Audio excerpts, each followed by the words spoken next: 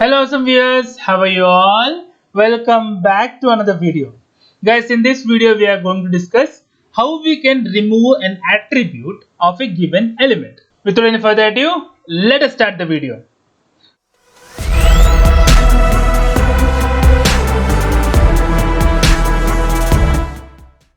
So for that guys, let me create a file in test. Not in test, we have to create a file. Let me add a new file. I'll put removeAttribute.js. So I'll copy the same code. So I'll remove each and everything. Here I'll copy the same code. Control A, Control C. So now Control V. So everything will be same. The timeout, and in the previous video I would have used this.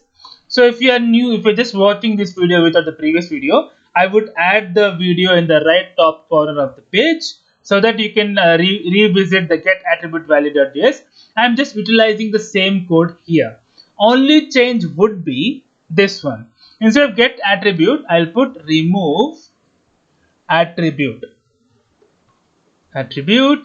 So I'll remove the attribute, but here instead of giving the type, right?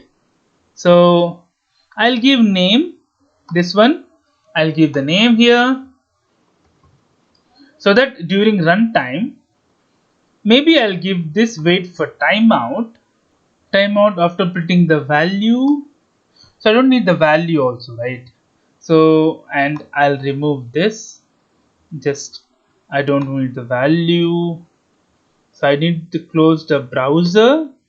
So before closing it, let me just put timeout for, let's say, 10 seconds. Okay, wantedly we can keep the timeout so that we can see parallelly that name attribute will be removed.